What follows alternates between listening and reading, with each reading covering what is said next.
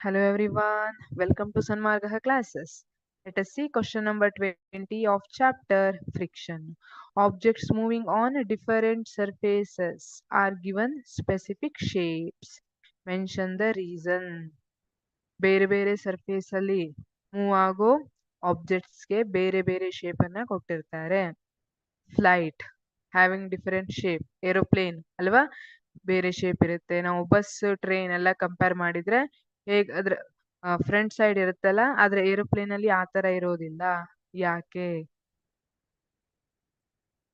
Objects moving on different surfaces are given specific shapes, particularly streamlined shapes, to minimize resistance and friction as they move through a fluid medium like air or water. This is because the shape of an object significantly impacts the amount of fluid friction or drag it experiences. Here, drag is nothing but the friction due to fluids. It is called drag. It may be due to gas or liquid. ಅದನ್ನ drag ಅಂತ ಕರೆದಿರ್ತೀವಿ. C, ನೀವು fish ಅನ್ನ ನೋಡಿದ್ರೆ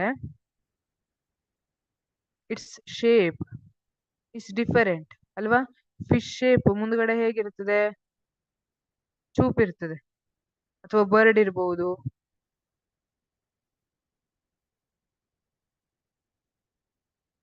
ಈ ತರ ಇರುತ್ತೆ fish shape ಅಲ್ವಾ?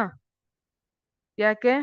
To overcome this friction due to fluid, that is water. ಈ ವಾಟರ್ ಫ್ರಿಕ್ಷನ್ ಅನ್ನು ಓವರ್ಕಮ್ ಮಾಡಕ್ಕೆ ಈ ರೀತಿ ಶೇಪ್ ಇರುತ್ತೆ. ಅದೇ ತರ ಬರ್ಡ್ ಅನ್ನ ನೋಡಿದ್ರೆ it's structure is similar to aeroplane. So ಈ ಫಿಶ್ ಮತ್ತೆ ಬರ್ಡ್ ಇದ್ರದ್ದೆಲ್ಲ ಇನ್ಸ್ಪಿರೇಷನ್ ಇಂದಾನೆ ಏರೋಪ್ಲೇನ್ ಇಂದು ಡಿಸೈನ್ ಅನ್ನ ಮಾಡಿರುವಂತದ್ದು. So objects moving on different surfaces are given specific shapes, particularly streamline. ಇದನ್ನ ಸ್ಟ್ರೀಮ್ ಲೈನ್ ಶೇಪ್ ಅಂತ ಕರಿತೀವಿ. To minimise resistance and friction as they move through fluid medium. ಈಗ air ಬರುತ್ತೆ, ಈಗ ಒಂದ್ ವೇಳೆ ಇದು ಶೇಪ್ ಈ ತರ ಬಸ್ ಇದ್ದಂಗೆ ಮುಂದ್ಗಡೆ ರೆಕ್ಟ್ಯಾಂಗಲ್ ಅಲ್ಲಿ ಇತ್ತು ಅಂತ ಇಟ್ಕೊಳ್ಳಿ. ಅವಾಗ ಏರ್ ಡ್ರ್ಯಾಗ್ ಏನಾಗುತ್ತೆ? ಜಾಸ್ತಿ ಆಗುತ್ತೆ. ಬಟ್ ಇಲ್ಲಿ ಚೂಪಾಗಿರೋದಕ್ಕೆ ಬಂದಿರೋಂತ ಏರ್ ಏನಾಗುತ್ತೆ? ಹೀಗ್ ಹೋಗ್ಬಿಡುತ್ತೆ. ಹಾಗಾಗಿ ಇಲ್ಲಿ ಜಾಸ್ತಿ ಫ್ರಿಕ್ಷನ್ ಎಕ್ಸ್ಪೀರಿಯನ್ಸ್ ಆಗೋದಿಲ್ಲ, ಅಪೋಸಿಂಗ್ ಫೋರ್ಸ್ ಎಕ್ಸ್ಪೀರಿಯನ್ಸ್ ಆಗೋದಿಲ್ಲ. ಸೊ ಏರೋಪ್ಲೇನ್ ಈಸಿಯಾಗಿ ಫಾಸ್ಟ್ ಆಗಿ ಮೂವ್ ಆಗುತ್ತೆ. ಸೊ ಫ್ಯೂಯಲ್ ಕೂಡ ಕಡಿಮೆ ಸಾಕಾಗುತ್ತೆ.